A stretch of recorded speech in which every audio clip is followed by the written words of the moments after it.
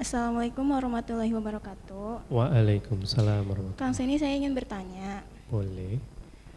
apakah jika ada laki-laki yang melamar kita, tapi dia belum bisa manajemen keuangannya sendiri dengan baik sehingga dia belum mampu untuk suatu saat berumah tangga? Maksudnya tidak bisa bertanggung jawab atas manajemen keuangannya saat berumah tangga karena sebelum nikah dia masih boros sana sini. Jadi apakah dia layak untuk menikah atau belum menikah? Apakah itu hukumnya makruh untuk menikah? Oke, langsung dijawab aja ya, nggak apa-apa ya. Ya, bismillahirrahmanirrahim. Jadi finansial itu ternyata jadi salah satu komponen penting di rumah tangga. Kenapa? Karena salah satu angka perceraian yang tertinggi itu 4, ada 4 ya. Dan salah satunya faktor ekonomi. Walaupun kalau dirunut-runut sih bukan ekonomi ya, karena banyak juga suami yang dalam kondisi ekonominya sulit tetap masih bertahan. Nah tapi hukum ini jadi penting ya. Jadi memang kalau bisa jangan kayak saya nikah dalam kondisi memang belum, sampai hari ini pun saya kesulitan mengelola keuangan, jujur. Harus dibantu sama pasangan. Tapi ya berusaha untuk belajar lebih rapi. Nah, baiknya memang belajar dulu sambil ta'aruf jalan, coba belajar, misalnya nanti insya Allah sih di ta'aruf fair, di promo nggak apa-apa ya. Ta'aruf fair bulan depan, tanggal 5 Maret itu insya Allah ada pembahasan tentang finansial persiapan. Jadi boros, ada sih teman kita, itu boros di, orangnya nggak ada nggak apa-apa ya, di sepatu. Jadi memang hobinya beli sepatu. Ada. Sorry yang kesini ya maaf ya, tapi memang ada. Ada. Kalau ngoleksi perangko kan masih murah ya.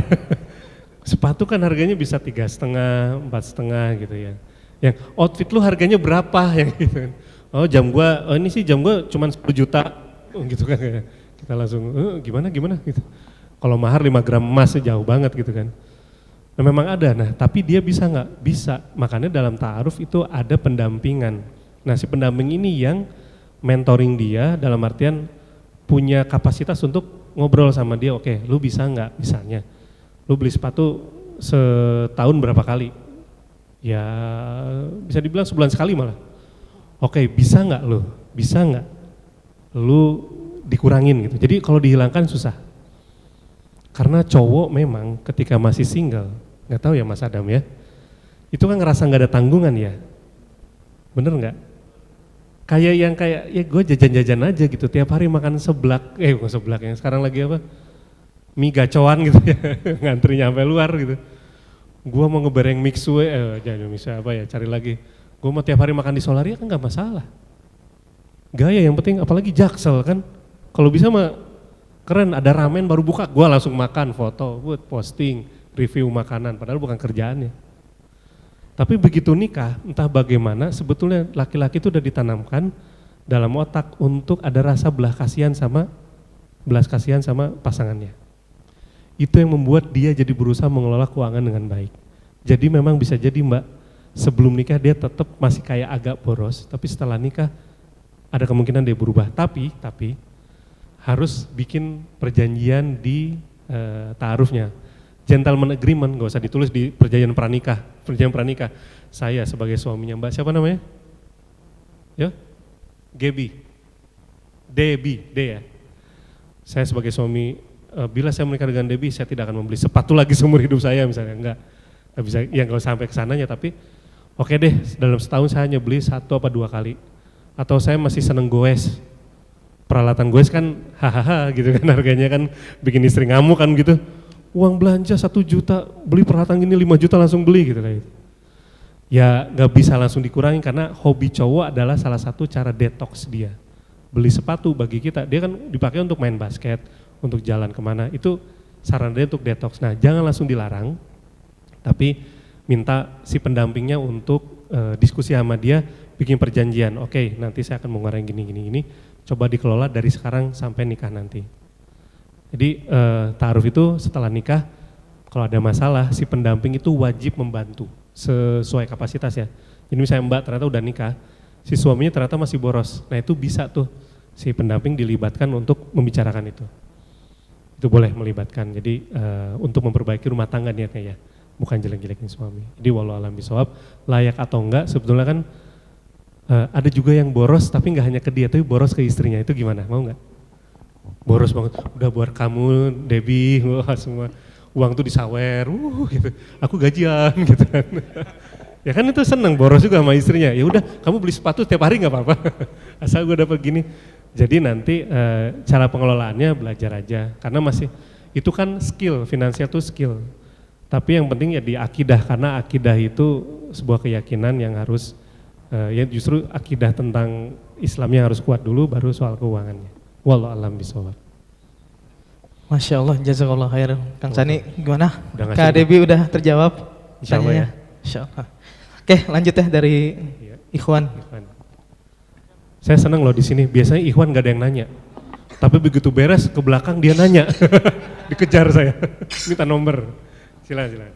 Assalamualaikum warahmatullahi wabarakatuh. Izin bertanya, Mas. Kan di ini kan zaman modern kan banyak Mas ya, yang ada statement yang pacaran aja kadang setelah nikah kadang gagal, apalagi yang hanya ta'aruf cuma hanya kenal hanya sebentar, paling sebulan, 2 bulan, 3 bulan, 4 bulan, sedangkan yang pacaran hampir 5 tahun, hampir sampai kalau dihitung-hitung bisa dapat mobil kali ya Mas ya. Itu kadang gagal gitu Mas. Gimana kita caranya iya, gimana kita caranya menjawab pertanyaan-pertanyaan yang seperti itu Mas, dan meyakinkan diri kita bahwa ta'aruf itu lebih baik loh daripada pacaran. Terima kasih. Masya Allah, dengan Mas siapa namanya? Sandy. Oh keren. Oke. Yang pertama jelas kalau misalnya ada orang mempertanyakan tentang itu, langsung kita jawab dengan bantahan, nggak akan masuk. Tapi kan ta'aruf itu udah nggak masuk. Bilang aja gini, jadi gini, sebetulnya pertanyaan saya ke teman-teman, apakah ta'aruf menjamin kehidupan pernikahan kalian bahagia? Enggak. Ta'aruf nggak bisa jamin. Pastikah dengan ta'aruf kalian bisa masuk surga bareng-bareng? Belum tentu. Apalagi kalau bukan ta'aruf gitulah ya. Tapi itu nggak bisa diomongin, jadi paling gini, oh iya. Jadi sebetulnya gini, yang membedakan ta'aruf dengan metode yang tadi disebut, kenapa kok itu bisa 5 tahun? Kualitas selama 5 tahun dengan kualitas selama 6 bulan itu berbeda. Karena kita main di kualitas di ta'aruf itu. Kualitas pertanyaan, kualitas pertemuan, kualitas diskusi. Waktu saya sama istri saya, karena belum kenal namanya proses ta'aruf, yang diobrolin kan kalau nggak film, ngobrolin apalagi, ngomongin orang jadinya kan, sini gitu, apa yang lagi rame apa gitu, lagi viral. Tapi kalau ta'aruf kita fokus sama itu, dan kita boleh bertanya dari segala sisi ya, asal yang nggak buka aib, sehingga setiap pertemuannya berkualitas. Dan ini diakui justru bukan sama muslim, justru non muslim bilang ke saya gini, ini seorang psikolog non muslim, nanti kapan-kapan kalau ada yang nanya nanti bisa kita kasih rekamannya, ada di YouTube. Dia bilang ya dengan ta'aruf ini unik gitu, menurut dia tuh unik dan bagus. Kenapa? Karena ta'aruf itu melibatkan 3 pihak, laki-laki, perempuan, dan Tuhannya. Kalau mau saya bilang bahwa Mbak, dalam Islam apapun kita melibatkan Allah gitu, benar nggak? Lah dia agama mana yang masuk WC itu ada caranya, ada doanya, mana ada? Kaki kiri, kaki kanan keluar, cara pakai baju, cara masuk keluar masjid. Sampai hal-hal terkecil apapun itu ada. Apalagi soal rumah tangga, apalagi soal cinta. Kalau kita mau buku referensi Islam, Masya Allah banyak. Jadi emang gak bisa dibantah, iya ya benar juga sih lo. Bilang gitu aja Mas Sandy, ya benar juga lo ya. Yang lama aja bisa pisah, apalagi yang bentar, benar, iya benar. Terus gimana? Nah itu dia, yang gue mau pertanyakan adalah, coba itu 5 tahun itu dia ngobrol apa aja? Kok bisa sampai cerai ya? Kalau 6 bulan cerai ya gue pikir wajar kan, cepet gitu aja. Jadi gimana? Ya berarti 6 bulan asal berkualitas sama 5 tahun gak berkualitas, itu pasti hasilnya beda. Contoh, waktu saya ke Jepang ada orang bilang gini, kuliah 5 tahun di Indonesia, S1 misalnya 4 tahun 5 tahun di Indonesia, S1 sastra Jepang, sama orang yang 1 tahun di Jepang dari nol, kira-kira kemampuan bahasanya sama nggak? 5 tahun kuliah sastra Jepang di Indonesia, 1 tahun sekolah di Jepang, setiap hari pakai bahasa Jepang. Walaupun dari nol, dari mulai wakaranai, nani gitu, gitu kayak gitu, tahu ya? Jangan yang lain ya. Kalau nonton Naruto itu kan bahasa Naruto tuh susah diterjemahin asli. Itu ternyata levelnya bisa sama, bahkan yang 1 tahun di Jepang, enggak kuliah sastra Jepang dari nol gitu, itu bisa lebih bagus dari yang kuliah 5 tahun. Karena lingkungannya berkualitas untuk dia bahasa Jepang. Kalau kuliahnya di Indonesia, kan begitu keluar pakai bahasa Indonesia. Hai, watashi wa sani tomoshimasu, Bandung karakimasta, dozo yoroshiku onegaishimasu. Udah selesai. Begitu keluar kan, halo Mas Adam, assalamualaikum, udah bahasa Indonesia lagi. Kamana wae mana gitu, saya kalau di Bandung kuliahnya.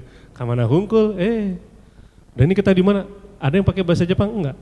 Emang di angkot kita pakai bahasa Jepang, ke angkot, hidari gitu, kiri enggak kan gitu. Stop, enggak. Kita tetap pakai bahasa Indonesia, makanya ketika ta'aruf diciptakanlah lingkungan selama 6 bulan kalian berkenalan, lingkungan yang berkualitas, pertanyaan yang berkualitas, pendampingan yang berkualitas. Sehingga cintanya dikalibrasi di situ semua, diukur. Ini bener nggak cinta atau jangan-jangan dia main-main doang, ketahuan kok yang main-main gampang. Di ta'aruf itu entah kenapa, memang Allah terlibat banget. Makanya di metode lain, bukan Allah nggak terlibat, tapi bisa jadi Allah biarkan aja. Kan sedih ya. Makanya di zikir pagi ada ya hayu ya qayyum birahmatika astagits asli syani pulahu wala takilni ila nafsi torfata aini. Itu kalau bisa baca deh tiap hari, karena jangan sampai kita tuh melakukan sesuatu Allah nggak terlibat, termasuk di ta'aruf.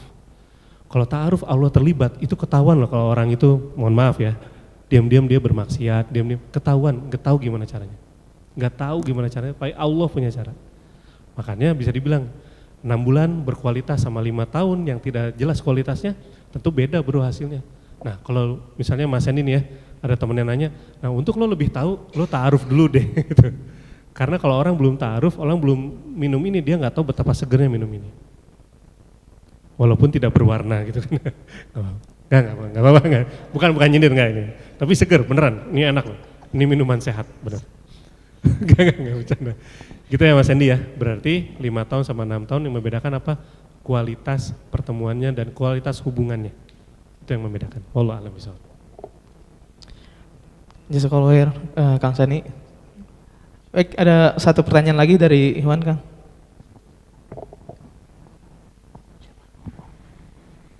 Saya kira di sini nggak ada lato-lato ya.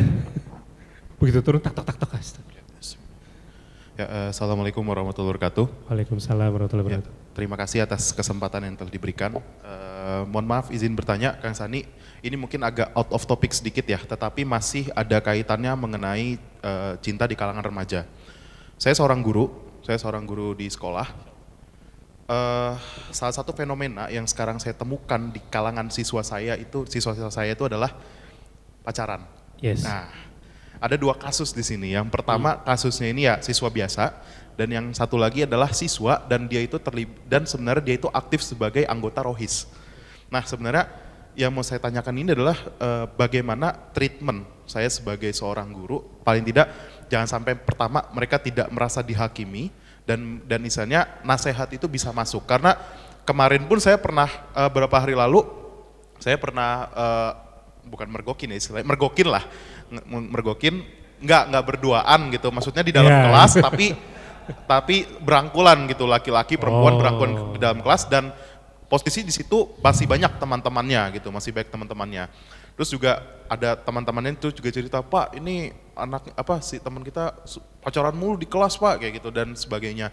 Dan misalnya kalau misalnya kita menggunakan hard treatment, yang ada anak itu kan pasti akan luar biasa, suatu saat dia akan melakukan hal yang sama.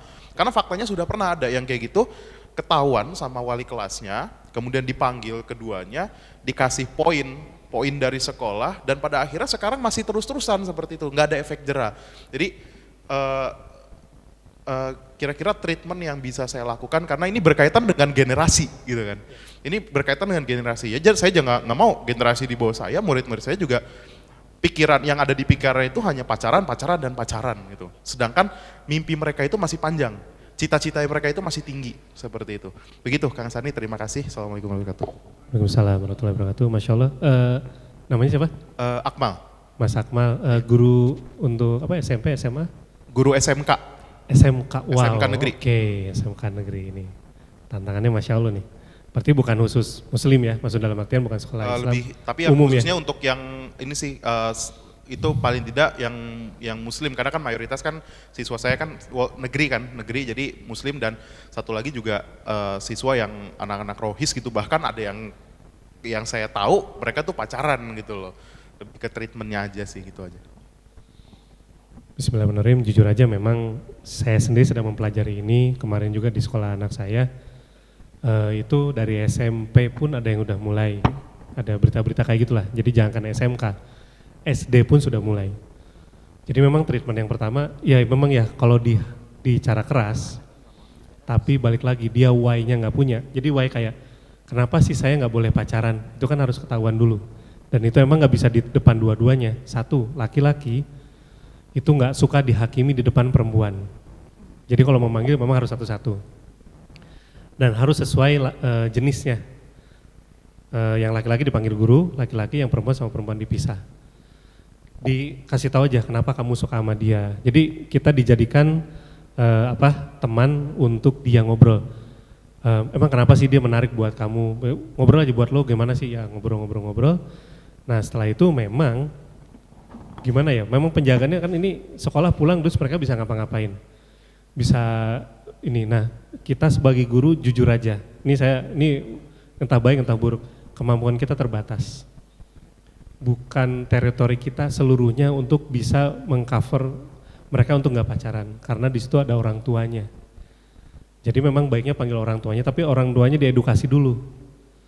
Jangan langsung nanti anaknya dimarahin ya Bu, di rumah diingetin jangan sampai pacaran, itu udah nggak bisa. Anak sekarang makin dimarahin dia makin ngerasa kayak, karena kalau teman-teman lihat konten di semua sosial media adalah it's all about me, bodoh amat sama yang lain.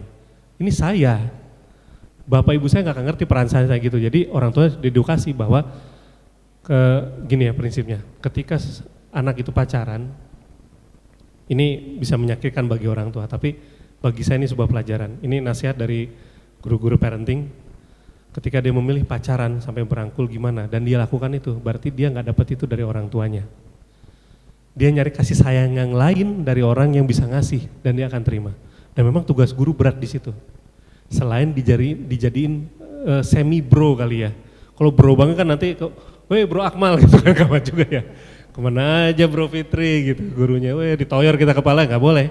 Tapi tetap guru tapi jadi kayak abang gitu loh. Tapi jangan ke yang ceweknya ya, udah kamu panggil saya abang Akmal aja gitu, itu mau jadi modus ya. Nah jadi ngobrol kayak bro gitu, oh gitu ya, oh ya udahlah, boleh juga kalau ada dana lebih boleh sambil ngopi, boleh. Jadi anak-anak tuh diajak main di luar, nongkrong, emang susah sih jujur aja. Jadi guru nggak bisa berusaha sendiri. Di rohis sendiri. Itu kan kita belajarnya how to kan. Ya saya nggak nyalahin bener-bener enggak ya, dalam artian tahsin perlu belajarlah baca Quran. Tapi kita harus tahu makna si Quran ini maksudnya apa, kenapa sih kok Allah melarang ini tuh, kenapa gitu. Karena gini, ini contohnya begini, bisa dilihatin video nih kalau pacaran, kamu perempuan, kemungkinan akan ada kejadian seperti ini. Mohon maaf, dalam 1 tahun teman-teman tahu, ada kurang lebih 11.000 kasus kekerasan, tapi bukan di rumah tangga. Baik kekerasan verbal maupun fisik. Ngeri banget, teror, ada yang verbal, ada yang teror. Jadi kalau kamu gak ini, ditaruh rumahnya, di surat kaleng, nah itu banyak. Nah kalau nih anak, jadi ada orang beda-beda ya, nih anak takutnya apa? Kalau takut sama data, diancamnya pakai data. Bukan diancam ya, tapi digugah gitu dia tuh kayak, nih lihat ya kalau kamu perempuan gini, ini kamu ya, kalau gini nanti kamu bisa tanggung jawab nggak? Saya pernah nonton film 2 Garis Biru, pernah tahu? Nah itu sebetulnya, ya bukan apa-apa, tapi saya nangkep, saya penasaran karena teman saya, salah satu founder komunitas besar, Kang nonton ini deh. Saya nonton ternyata, oh pemaknaan cintanya begitu. Jadi begini, akhirnya mereka ini hamil, terus begini-begini, nah ternyata si film itu menceritakan akibat kamu hamil di luar nikah ternyata begini gitu. Kayak gitu ya, jadi bisa juga diedukasi akibatnya apa. Kalau kamu gini tuh nanti gini loh, nih gini loh, udah ada sih ini, ambil contoh yang banyak. Jadi sebelum ngadepin dia, datanya kumpulin, ada gini. Ya udah, kamu pikir-pikir dulu, nah yang diprotek harus yang perempuan. Jadi gini, Mas Akmal, protek yang perempuannya. Ini juga kalau ada guru ya, kalau ada adik atau anak. Karena kalau perempuannya kuat, insya Allah laki-lakinya nggak berani. Karena memproteksi laki-laki lebih berat. Bener nggak bro? Yang bisa lebih nahan syahwat kan perempuan. Kalau cowok kan nggak bisa, panas pala gua gitu kan. Deg-degan gua kalau ngeliat cewek gitu. Panas. Makanya jangan lama-lama ngejomblo. Memang secara fitrah, secara biologis memang kita tuh perlu nikah laki-laki tuh. Sangat perlu gitu, begitupun perempuan. Jadi Mas Akmal dipanggil satu-satu, tapi ini ya Mas Akmal yang laki-lakinya, nanti yang perempuannya juga dipanggil, diajak ngobrol dan kasih tahu betapa mengerikannya kalau kamu melakukan ini. Akibatnya apa? Proteksi yang perempuannya aja, yang laki-lakinya mulai proteksi juga pelan-pelan, tapi yang utama perempuan. Wallahu a'lam bishawab. Maaf ya, saya bukan guru malah. Jazakallah khair. Kang Sandi gimana Mas Akmal? Terakhir Jawabnya. Oke, terakhir ada satu awat lagi ya pertanyaan. Terakhir ya.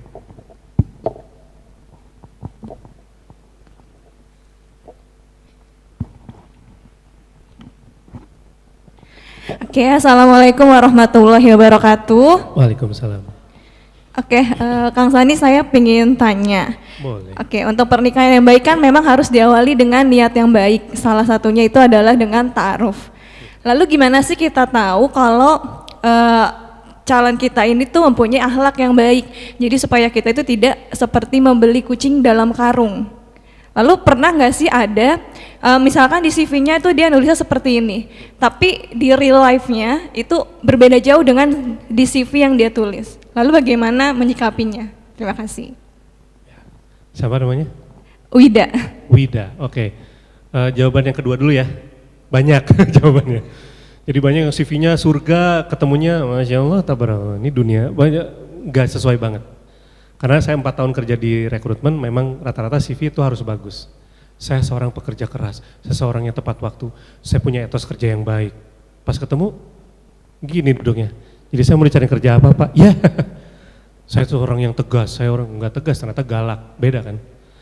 Nah memang CV itu sebetulnya gerbang aja nggak wajib. Tapi menyandarkan pada CV jangan, tapi juga ngejudge orang dari CV juga jangan.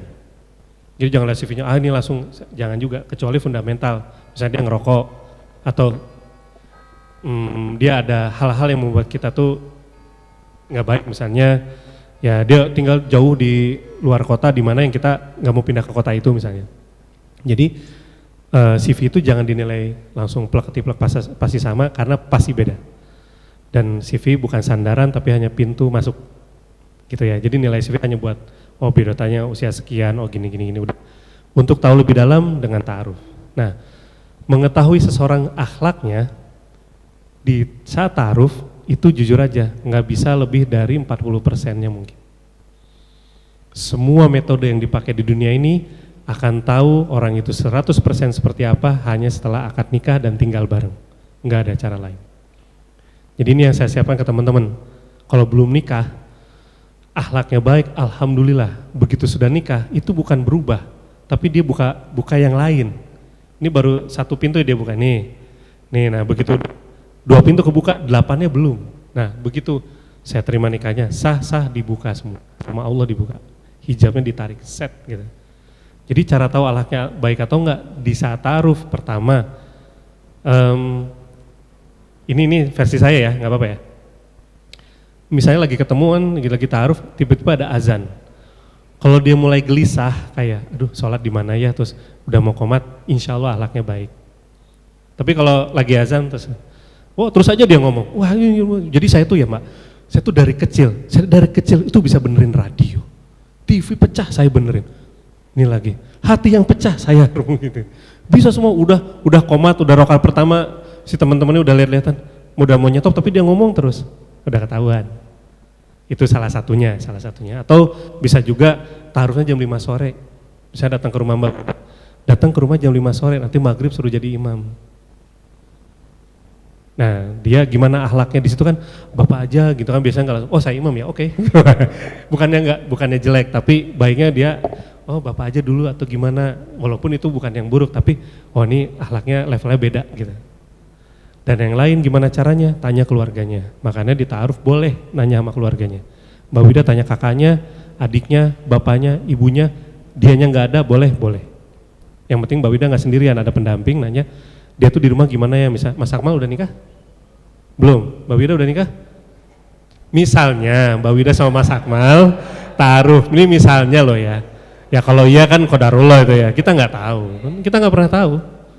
Ada juga yang diginiin jodoh ya bisa jadi. Misalnya, nah Mas Akmal tuh gimana? Tanya sama Mas Adam misalnya tadi, Mas Adam, Mas Akmal gimana sih kalau di Karib, gimana sih kalau di sekolah, di SMK-nya gimana? Misalnya ini teman sesama guru, itu boleh. Tapi ngomong dulu sama Mas Akmalnya, Mas Akmal, saya mau ngobrol sama temennya ya udah ngobrol, Mas Akmal yang nggak ada, tanya-tanya, gimana sih? Ya udah, karena memang ada yang pernah diperingati, Mbak, dia tuh di kantor, jujur aja kita kurang serak sama dia tuh gini-gini. Gimana? Karena salah satu guru saya bilang gibah yang diperbolehkan, apabila itu berbahaya bagi pernikahan, boleh dibuka. Oh dia ternyata masih jalan sama cewek itu, bahkan kelihatannya nginep bareng deh. Saya pernah ngelihat langsung dia nginep di hotel itu misalnya. Dan ngelihat langsung saksi matanya dia, boleh nggak saya tahu Mbak jangan nikah sama dia, itu boleh menyelamatkan. Kecuali belum dikalibrasi, belum divalidasi ya. Belum apa-apa udah nuduh itu nggak boleh. Asumsi, kayaknya sih nggak boleh.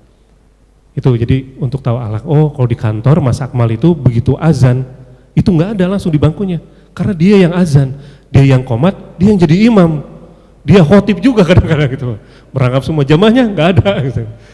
Jadi dia merangkap semua. Nah teman-temannya yang saksi itulah yang kalau boleh, ya kalau bisa nanya teman kantornya, nanya kakak adiknya gimana. Kemarin juga ada, iya nih abang saya tuh senangnya main game gini-gini, jadi dia kalau udah main game tuh suka keasikan. Kita jadi tahu, oh kalau nikah sama dia berarti game ini harus bukan dihentikan tapi diatur waktunya. Makanya main game boleh sejam aku tinggal ya, tapi setelah ini kita ngobrol ya, itu boleh. Karena cowok main game emang boleh, emang bisa dihilangin. Ini yang suka main game siapa? Nah coba, begitu nikah dibilang, Mas Akmal jangan main game lagi, kita nggak usah nikah aja deh, gitu dia. Bener, suami saya main game Ustadz, si suami yang di depan langsung nengok ke belakang, oh awas kamu ya, marah dia. Jadi kayak gitu-gitu tuh bisa ditanya ke keluarganya, ke temennya, atau ke gurunya. Misalnya punya guru nih, Mas Akmal, Ustadz siapa gurunya, tanya, Ustadz Mas Akmal tuh gimana orangnya gini, jadi lebih objektif. Tapi itu juga nggak lebih dari 40%. 60-nya sisanya nanti dibuka setelah akad nikah.